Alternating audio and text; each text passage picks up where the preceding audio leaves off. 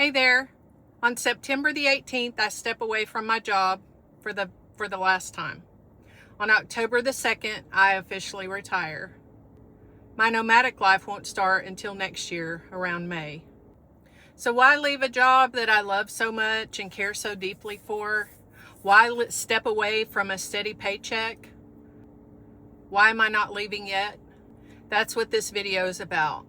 The pull of nomadic life has become louder than the pull to stay.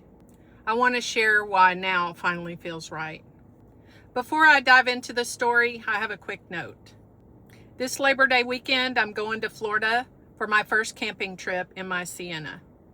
If you want to come along with me, hit the subscribe button so you can join me in the adventure.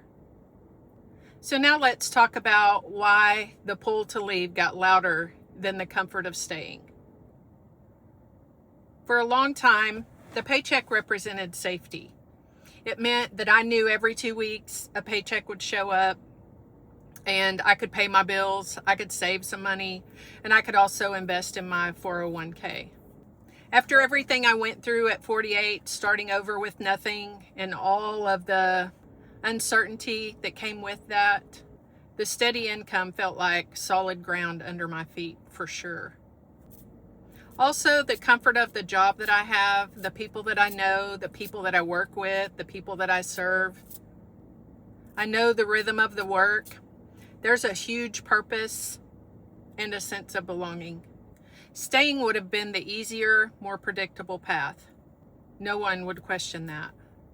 In many ways, it still looked like the responsible choice. I'm living with my daughter and her 2 boys. I have a roof over my head, family, a life that is settled and secure. After years of uncertainty and then living in a tiny home, there's definitely some comfort there. But after time, something shifted. The same paycheck that felt safe, the work that I was doing, while meaningful, it started to feel different than the life that I felt pulling me. Even the comfort of living with my daughter and her 2 sons, as grateful as I am for it, couldn't quiet the growing pull towards a freer life in the open road. The nomadic life didn't show up overnight. It grew slowly until one day it became louder than my everyday life. The call got louder. It wasn't a dramatic moment. It was just a slow, steady pull that kept getting stronger. After living in a tiny home for almost 6 years, I got a taste of what the nomadic life is like, and I have a longing to get back out there.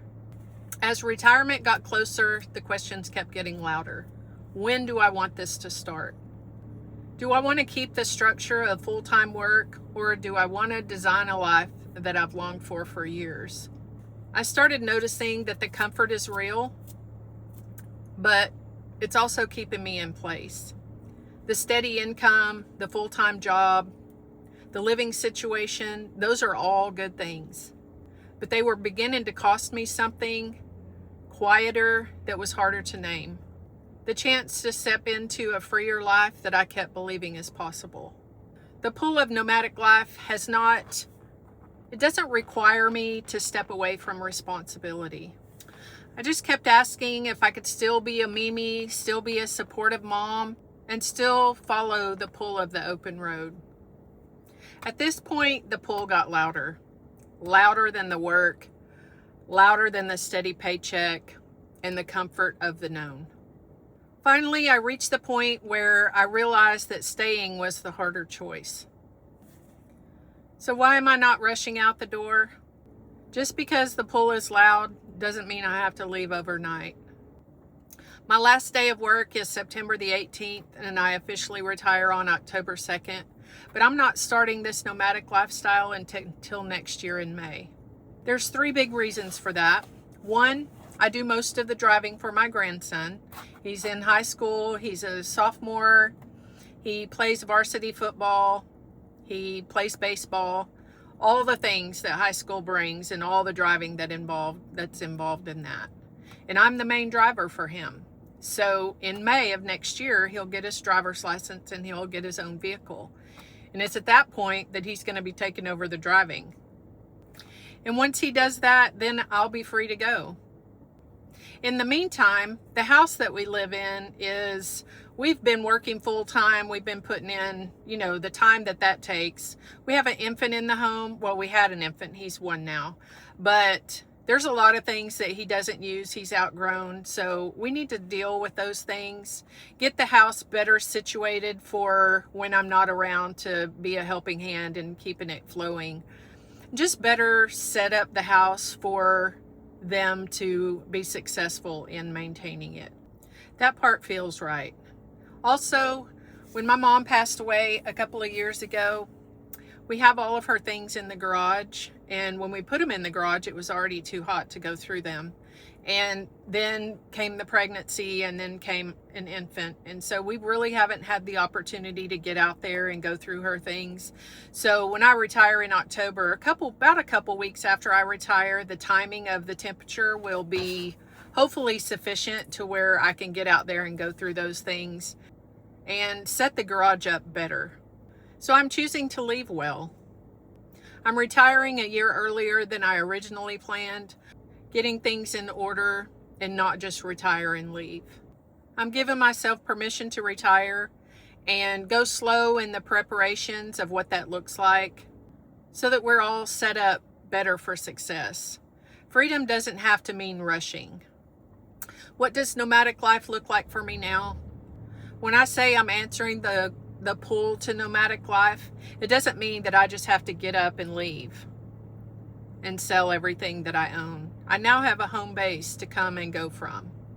And that's different than what my original plan was. And that's okay. When I say I'm answering the pull to nomadic living, it doesn't mean that I'm just going to sell everything I own and just ride into the sunset, never to be seen again. That looks different for me now. After living with my daughter for the last couple of years, I do have a place that I can come and go from. And that changes things a bit. I am going to travel in my Sienna. It's going to be a no-build setup. I'm not going to have any construction on it, no installations really. It will be a true no-build. I think that'll be easier for me, easier to make some changes as I go. I may eventually do something more permanent, but to start with, after living in my Ford Transit, I realized that I can live way more simple than what I did in the Transit. So with my Sienna, I'm just going to go slow. I'm going to absolutely have a bed and, things like that. But as far as what I'm going to do on the inside, that's going to just be organic and come as I'm traveling. Nomadic for me right now means having the freedom to leave when the timing is right. It means being able to spend stretches of time on the road, but being able to come back when the need arises. It's not about escaping. It's about expanding my life. I'll still be a Mimi and a mom, but I will be able to answer the call and the pull of the nomadic life on the road. I'll also get to follow the pull of the road on my own terms at a pace that works for me and for the people that I love. So this is where I am. The comfort of a full-time job and a paycheck and all the comfort that comes with that. Living here with my grandsons and my daughter, that's been a true gift. But the pull to nomadic life has grown louder than all of it. And I'm finally ready to follow it. I finally have the plan that works for me and mine. It's different than my original plan, but you know what? We just go with the flow and we figure it out as we go. And it may change again as time goes on. But for now, I have a pretty solid plan.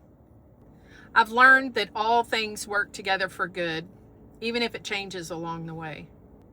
I can honor the people that I love, take care of unfinished responsibilities, and still move towards the freedom of the open road. If you're sitting in a similar situation or you feel the tug of a different life, while feeling the comfort that something's trying to get your attention. You don't have to have the perfect plan, and you don't have to change things overnight. For me, I just had to be honest about what my heart kept whispering. Thank you for being here and letting me share this part of my story with you. I hope this helped you in some kind of way. To know it doesn't have to be perfect.